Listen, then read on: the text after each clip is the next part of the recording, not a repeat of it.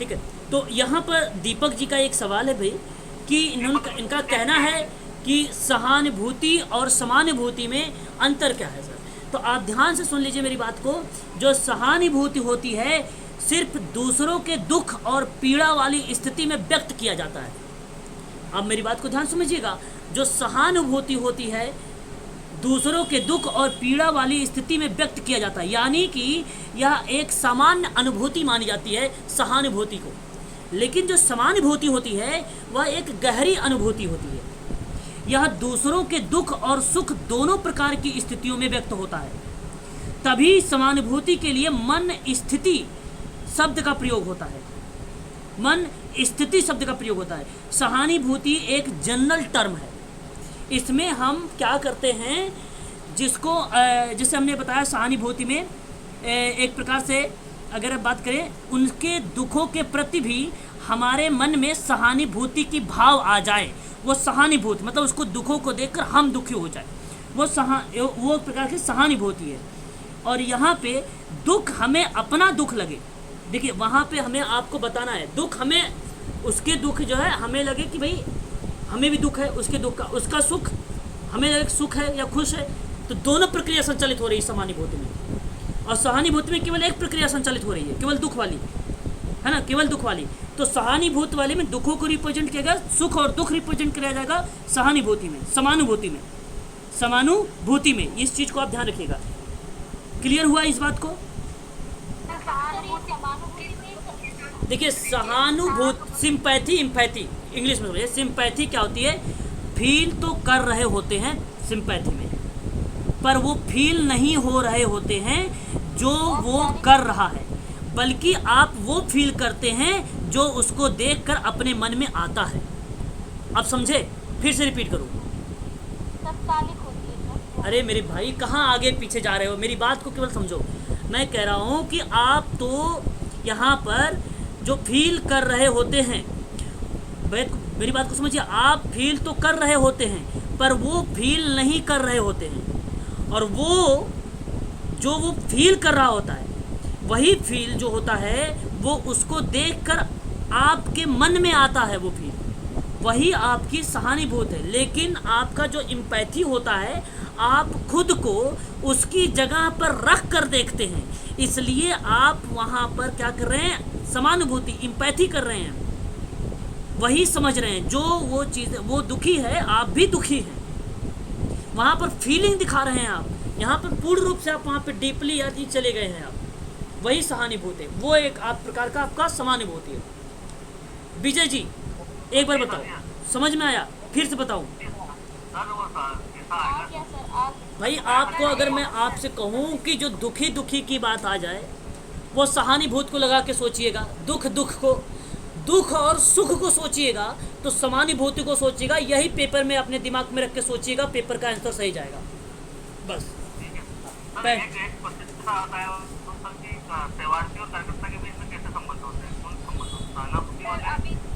हाँ, ये भी आपको सही बात है। यहाँ पर इन्होंने एक सवाल ये पूछा, ये भी सही जवाब है इन्होंने, कि अगर कार्यकर्ता सेवार्थी के साथ कैसा फील कर रहे हैं, मतलब कौन सा फील करेगा, सहानुभूति वाला या समानुभूति वाला। Very good. यहाँ पर आपको क्या करना है, देखो सहानुभूति वाला, मेरी बात को ध्यान समझिए सर, सहानुभूति वाला ना कि समानुभूति वाला। समानुभूति वाला प्रश्न का सिचुएशन बताएगा वो क्या बोलता है, परंतु अगर सेवार्थी कार्यकर्ता की बात होगी तो सहानुभूति वाला, सिंपैथी वाला को टेक्ट लगा के आइएगा। समानुभूति वाला देखो प्रश्न का पैटर्न क्या कहेगा कि एक्चुअली क्या है मैं बताता हूँ, मेरी बात समझिए विजय जी। क्या होता है, जो सहानुभूति होता है, आप सोशल वर्कर हो, क्लाइंट आपको मिला तो आप वो जो चीज़ें फील कर रहा होता है फिर आप भी उसे वैसे ही फील करने लगते हैं। लेकिन आप वहाँ पे जो फील कर रहे हैं, जो उसको देख कर फील कर रहे हैं, आप जो फील कर रहे हैं आप उसको देख कर फील कर रहे हैं, और वो आपके मन में आता है, वो चीज़ें आपके मन में आती है, तो वो आपकी सहानुभूति होती है। और जो समानुभूति होती है, जो खुद उसकी जगह पे चले जाते हो आप, वहाँ पे अंतरण प्रत्यंतरण हो जाएगा, आप उसकी जगह पे चले जाते हो। अगर वो दुखी है तो आप भी दुखी होना शुरू हो जाते हो वहाँ पे, अगर वो खुश है तो आप भी खुश हो जाना शुरू हो जाते हो आप। तो वो उसकी स्थान आपने ले लिया, वो आपका समानुभूत होता है, वो आपका सिंपैथी। और ये सोशल वर्कर नहीं करता बेसिकली, क्योंकि यहाँ ये सोशल वर्कर हाँ, मेरे को फिर न्यूट्रल हो जाएगा समानुभूति नहीं होगा। क्वेश्चन था ये सर, तदानुभूति है क्या बोलेंगे? तदानुभूति तदानुभूति को समानुभूति बोलेंगे सर, इम्पैथी, हाँ इम्पैथी बोलेंगे, ठीक है। सर आगे बढ़े प्लीज़, हाँ बोलिए, कुछ बोलिए और बोलो। अगर क्लाइंट बहुत ज़्यादा दुखी है, उसके साथ कोई एक्सीडेंट हुआ है और वो हमें अपनी घटना को बता रहा है, तो वहाँ पे हमारा क्या होगा, सिंपैथी या एम्पैथी? नहीं, आपका यहाँ पे सहानुभूति होगा, सिंपैथी, सिंपैथी, तो आएगा ना सर, तो सिंपैथी होगा मैडम, सिंपैथी होगा। क्लियर? एम्पैथी तो करना ही चाहिए ना।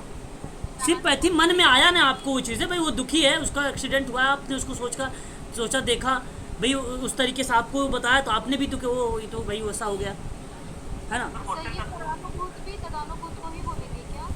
तदानुभूति मैंने आपसे ये बोला भाई कि यहाँ पे फील, आपने केवल दुख की बात किया था। प्रश्न का पैटर्न आपके सामने क्या रहेगा, यहाँ पे अगर इस तरीके, आपका प्रश्न अधूरा था, छोटा प्रश्न था, तो ऐसे जगह पे आप सहानुभूति को लगाएंगे। अगर उसी प्रश्न को आपने अगर थोड़ा सी दुख के साथ सुख को भी जोड़ते ना, तब मैं उसको वहाँ पे सहानुभूति बताता, समानुभूति बोलता, तदानुभूति बोलता, एक और शब्द सर बना। अगर ऐसे ही अगर टीचर और स्टूडेंट का रिलेशन होता है तो भी यहाँ पे सहानुभूति होगी। बिल्कुल बिल्कुल बिल्कुल बिल्कुल। देखो, अपनापन का भाव होता है समानुभूति में। मेरी बात को बहुत ध्यान से सुनिए, आप सुनते नहीं हो, आप लोग बोल देते हो बीच में। अपनापन का भाव होता है समानुभूति में, जो मदद करने की भावना भी मन में आ जाती है और हम करने भी लगते हैं, ये आपका समानुभूति है। जो सहानुभूति है, मदद करने वाली भावना नहीं होती है, ये मदद करने वाली भावना नहीं होती है सहानुभूति। अब सिचुएशन, अगर एक्सीडेंट का बता रहे हो, सिचुएशन क्या बता रहा है आपका प्रश्न का, है ना। प्रश्न में ही वो शब्दों का केवल हेर फेर होता है, बस शब्दों का केवल हेर फेर होता है। चल, समझ में आ जाएगा सर। हाँ चलो अभी देखते हैं और भी क्वेश्चन। देखो क्वेश्चन है इसमें, अभी आया नहीं, वो आएगा। मैं आगे बढ़ता हूँ, हालांकि क्वेश्चन लेता हूँ। देखिए, हम लोगों ने यहाँ पर आज जो चर्चा करने चल रहे हैं, वो यूजीसी नेट समाज कार्य का दिसंबर 2008 का सेकंड पार्ट है, ये दूसरा पार्ट है। मैंने पार्ट ए में 21 प्रश्न आप लोगों से करवा चुका हूँ। पार्ट बी है ये, जहाँ पर मैं 22 क्वेश्चन नंबर से ले रहा हूँ। तो वे व्यक्ति जो लैंगिक के प्रति अवास्तविक भय और नकारात्मक भावनात्मक प्रतिक्रिया करते हैं और उसकी जीवन शैली को और उसे संज्ञा दी जाती है। तो बताओ किस तरीके की जीवन शैली के संज्ञा आप देंगे यहाँ पर। क्वेश्चन नंबर आपके सामने 22। ओके, यहाँ पर आप 22 का सही जवाब दीजिएगा। यहाँ पर ए और बी। जो होमोफोबिया होता है वो समलैंगिकों को हेय दृष्टि से देखना। होमोफोबिया मतलब क्या होता है, समलैंगिकों को हेय दृष्टि, हेय का मतलब समझ रहे हो ना, घृणा वाली दृष्टि से देखना, है ना। और जो है यहाँ पे अगर हम बात करें, देखो इसमें कई फोबिया होता है। एक होता है कोइटोफोबिया। कोइटोफोबिया का नाम सुना, कोइटोफोबिया। जो कोइटोफोबिया होता है वो यौन संबंध में बनाने से डर, यौन संबंध बनाने से डर को क्या बोलते हैं, जोनोफोबिया भी बोलते हैं इसको, और इसको जो है कोइटोफोबिया भी बोलते हैं। दोनों नाम से बोला जाता है, याद रखिएगा, ये भी इम्पोर्टेंट है आप लोगों के लिए, ठीक है। और एक होता है हाइपेफोबिया, जहाँ लोगों को धुएं जो है धूल या धुएं से डरना, है ना। सॉरी जो हाफेफोबिया होता है, हाफेफोबिया है ये। हाफेफोबिया जो होता है वो लोगों को छूने से डर होता है, छूने से, स्पर्श से डर होता है ना। और जिम्मोफोबिया जो होता है वो न्यूडिटी से डर लगता है, न्यूड से लिया गया है, तो ये जिम्मोफोबिया होता है ये। और एक फिलोमोफोबिया होता है, फिलेमोफोबिया, मैं यहाँ पे लिख देता हूँ, फिलेमोफोबिया, ठीक है। और ये जो होता है लोगों को किस करने से डर लगता है, ठीक है, इस चीज़ को ध्यान रखिएगा। और इस तरीके से अगर देखा जाए तो क्वेश्चन नंबर 22 का ऑप्शन नंबर सी वाला सही जवाब दिया है आप लोगों ने, ठीक है। तो ये भी आपको ध्यान रखना है। आगे बात करते हैं, दिव्यांगतावाद अधोलिखित में से एक ही ओर इंगित करता है, एक ही ओर इंगित करता है, बताइए जरा।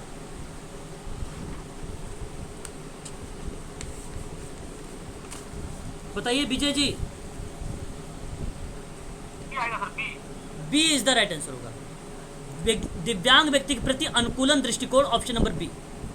बताइए, जेंडर जागरूक समाजकारी से अभिप्राय है कि जेंडर के प्रभावता संवेदनशीलता सहित सेवाओं का प्रबंधन करना। ये राइट या रॉन्ग? सही है। Right, good. जेंडर एक समान निर्मित संज्ञा है, बात सही है, जो विभिन्न स्थितियों में पुरुष और स्त्रियों के अधिकारों का विशेषाधिकार या विशेषाधिकारों और संसाधनों या साधनों का निर्धारित करता है। ऑप्शन नंबर ये भी सही है। मैं आपको बता दूं, यहाँ पे जेंडर जागरूकता के परिप्रेक्ष्य में है, हाँ, ऑप्शन नंबर ए सही रहेगा। व्याख्या हो रही है, स्पष्टीकरण हो रहा है, स्पष्टीकरण हो रहा है। 25 देखिए, स्वप्न विश्लेषण तकनीकी बताओ किसने दिया है? Sigmund Freud. हाँ, पावलाव, जल्दी नहीं बोलिए, पावलाव। प्राचीन अनुबंधन, प्राचीन शास्त्रीय सिद्धांत, सीसीटी। अनुबंधन का सिद्धांत। हाँ, ट्रांस एक्शनल एनालिसिस किसने दिया है? Eric burn. ओके, और यहाँ पे अगर हम बात करें एक पॉजिटिव एडिक्शन, रियलिटी थेरेपी किसने दिया है? Reality therapy William Kelser 1965। 1965। Pavlov का क्या बताया आपने? मतलब पावलोव शास्त्रीय अनुबंधन का सिद्धांत। शास्त्रीय अनुबंधन का सिद्धांत। शास्त्रीय अनुबंधन का सिद्धांत पावलाव है। विलियम ग्लास्कर जो है रियलिटी थेरेपी 1965। ठीक है। निम्नलिखित में से किस देश में नारियों के विरुद्ध सभी प्रकार के भेदभाव समाप्ति संबंधी कन्वेंस की पुष्टि नहीं की है? जर्मनी नहीं की है, बाकी सारे किया है। हाँ, जर्मनी। देखो, अगर मैं बात करूँ ना, महिलाओं के खिलाफ भेदभाव के लिए सभी रूपों में उन्मूलन का कन्वेंशन है ये, और ये 23 जुलाई 1950 में भारत में था, आया था। अमेरिका में भी है, पाकिस्तान में भी है। पाकिस्तान में 1996 में आया था, 1996 आया था। वर्तमान में चेयरमैन भारत में कब आया था? 1980, अपनाया गया 1993 में इसको, है ना? ठीक है, मैच करो, फटाफट मैच करो 27 का। प्रतिचयन सैंपल किससे होगा? विश्वास हस्तक्षेप से। प्रयोगात्मक अनुसंधान, तर्क संगत संरचनात्मक विश्लेषण, और सहभागिता अनुसंधान, संपदा सांचा जिसको आप बोलते हो वेल्थ मैट्रिक्स, और SPSS क्या है भाई? हाँ, वेरिएबल्स ऑब्जर्वेशन। ठीक है, statistical package for the social science, है ना? SPSS ऑप्शन नंबर, ये आप ध्यान रखिएगा, ये भी इम्पोर्टेंट है। ऑप्शन नंबर कौन सा क्या है? सी।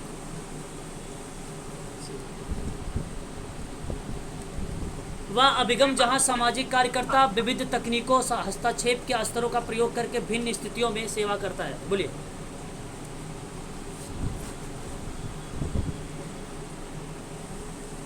सबल दृष्टिकोण होगा, सबल दृष्टिकोण होगा। स्ट्रेंथ, समाज कार्य व्यवहार में मजबूती, समुदाय और उसके वातावरण की ताकत, संसाधन और उसकी समस्याओं के विकृति के बजाय मदद प्रक्रिया के केंद्र में रखता है। उत्साह, भरोसामंद, रचनात्मक और अनुशासन, धैर्य, निष्ठा, दृष्टि निश्चय, ये सभी चीज़ें बताता है संबल दृष्टिकोण। ठीक है, और पारिस्थितिकी तंत्र को रिप्रेजेंट किया गया है ये।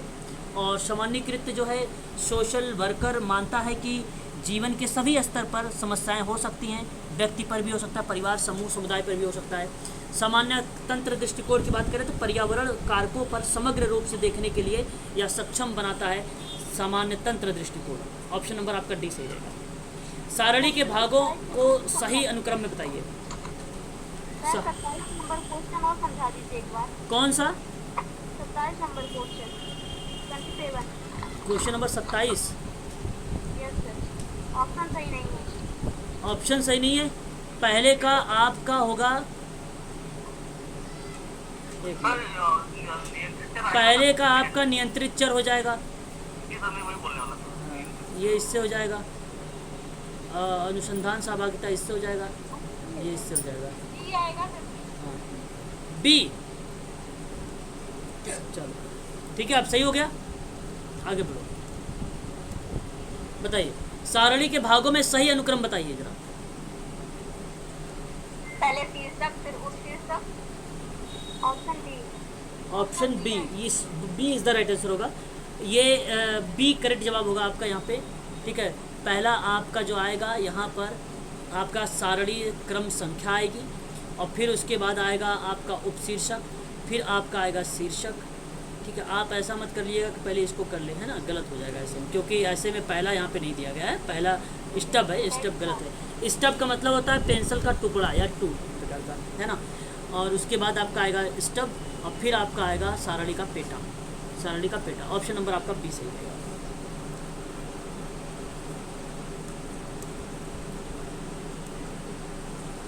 यदि व्यक्ति किसी अन्य व्यक्ति का स्थान लेते हुए प्रत्यक्ष